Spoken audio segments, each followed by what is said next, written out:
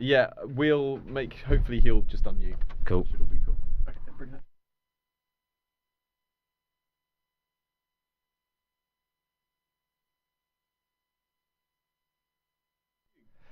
Good afternoon. It's 3 o'clock. I'm Nathan Rawlings, and these are our Solent Sports news headlines. Aaron Ramsdale returns to his old club this weekend as Southampton take on Arsenal in the Premier League. The keeper joined Russell Martin's side in August and earned his place in the first team straight away. Arsenal commentator Marnus Bonner-Timms previews his return to the Emirates. It's not been a happy hunting ground, North London, for the Saints. They've won none of their 24 Premier League visits, and they're a side that struggled this season to score goals at one end and keep them out the other. They're coming to a team, Arsenal, who love to score at one end and have been one of the meanest defences in the league at the other. So Aaron Ramsdale returning to the Emirates for the first time since leaving the club. I think he can be in for a busy afternoon. Liverpool will be guaranteed to stay top of the Premier League heading into the international window if they win tomorrow. They face Crystal Palace in the 12:30 kick-off. Manager Arne Slot says no one at the club is getting carried away by their current position. These players are experienced enough to understand the league table after 6 games as well, and the schedule we had compared to some other teams. Second of all, Virgil, Ali, Trent, Robbo, they won the league here. They won the Champions League here. Chelsea boss Enzo Maresca says they're not ready to challenge Manchester City and Arsenal for the Premier League title this season.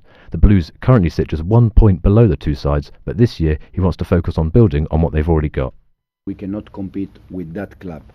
The target is to improve and slowly to go close that club, but we are not in this moment ready for that. A Championship striker has been banned for 8 games after biting an opposition player. Preston North End's Milutin Osmajic bit Blackburn defender Owen Beck almost a month ago. The 25-year-old has also been fined £15,000. We've got a great story coming up at 4 p.m. Joining me in the studio to tell us more now is Harrison Richardson. Harrison, what have you got for us? Thanks, Nathan. So last Saturday, Winchester City played their first game on their brand new artificial pitch against Weymouth in the FA Cup. The trend of teams installing 3G pitches continues after the success of the likes of Bromley, Harrogate and Sutton, who have all managed to gain promotion from the National League to the EFL. We look at the benefits as well as the negatives and see how the new surface will impact the citizens' future. Absolutely massive. It's been in the pipeline for many years. It's always been a future that the club wanted to go down. So yeah, absolutely delighted that it's in place now. Attendance has sort of grown year on year for the last couple of years, and I think certainly having this in place, there's going to be lots of different people using the pitch, and I think equally that will reflect on crowds moving forward, because I think more people are going to be inclined to come along. In cricket, and England women begin their T20 Cricket World Cup campaign tomorrow. They face Bangladesh from 3 p.m. in the UAE. Southern Vipers players Maya Bouchier and Danny Wyatt are expected to be involved in the lineup.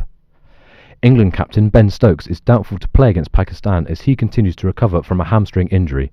Stokes hasn't played since August and indicated last week that he may not be fit to bowl. The first test begins on Monday in Multan. And at 4 p.m, we'll also be live from the Utility Bowl to chat to cricket journalist Will Hewlett to discuss the new Hampshire cricket takeover. We'll also hear from former Hampshire cricketer Kevin James, who says it's a historic moment. This is basically a huge landmark in county cricket's longest history, in that Hampshire become the first county to be foreign owned. And not only that, but GMR Group also are co-owners of the Delhi Capitals, the IPL team. And we're going to move on to boxing now, and there's a big bout in Liverpool this weekend, and I'm delighted to say that I'm joined by BBC journalist who also loves his boxing, Dan George. Dan, can you tell us about who's fighting this weekend and what we should look out for? Good evening, Nathan. How's it going? Yes, absolutely. Nick Ball, who's actually seen as a bit of a hero up in Liverpool. He's a featherweight and currently holds the WBA featherweight title. A lot of people should have felt that he should have been coming into this fight with 2 of those belts, also coming off the back of a split decision draw against Ray Vargas for the WBC title. But Ball takes on Ronnie Rios in Liverpool this weekend. So yeah, a bit of a homecoming for him.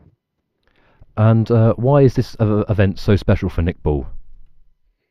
I think it's just that massive opportunity he's finally been waiting for, to be able to headline in his hometown in front of a packed out arena. It's going to be at the Echo Arena in Liverpool. And yeah, a big opportunity for him to, take everything and all the success that he's had over the past few years and show it to everyone in his home crowd. And what is it about Nick Bull that makes him so special? And what is it that earned him that world title? I think just the way he fights and the style he fights. He's a very, he's a bit on the shorter side for these featherweights. He's 5'2", and some of his previous opponents have been, really a lot bigger than him. But he sticks it on them. He likes to give it to them, really come at you, and it's just such an attractive fighting style, and he gets a lot of success with it and breaks people down. And he really did that against Ray Ford when he last fought out in Saudi Arabia for the 5v5 event that took place out there. So yeah, I think it's just his fighting style is so attractive, and that's why people love him. Amazing. And just quickly then, can you give us your prediction for the fight? You know what? I think, Ronnie Rios is coming off the back of, he's had 4 professional defeats, despite 34 victories, and he's coming towards the end of his career, 34 years of age now. Nick Bull, he's up and coming, really starting to come into his prime now, 27 years of age, and he's still undefeated. That one draw, just a frustration to him, but 20 victories. So I think Nick Bull will get that win, and I think he'll get the stoppage in front of his home crowd. Amazing. Well, thank you very much, Dan, for joining us, and it should be a good fight to look out for. Great Britain will compete for the America's Cup for the first time since 1964 in sailing. Ineos Britannia won the first of 2 races in Spain on Friday to seal the best of 13 series. This victory means Great Britain will take on New Zealand for the trophy on the 12th of October. And we're going to go to cricket and Millie Payne now. And Millie, what can you tell us about what's going on in the world of cricket? Well, we've had some results coming in the last sort of 30 minutes. South Africa opened their Women's T20 World Cup with a statement 10-wicket win over the West Indies in Dubai earlier on today. Last year's finalists reached their below-par target of 119 with 13 balls to spare as Laura Vulvar and Tamsin Brits both struck impressive half-centuries. Back to you, Nathan. Thanks very much for that, Millie, and a great match to look out for. That is all we've got time for in this one. We'll be back in an hour for our final show of the day. Remember, you can find us on all of our social medias and solentsportsnews.com.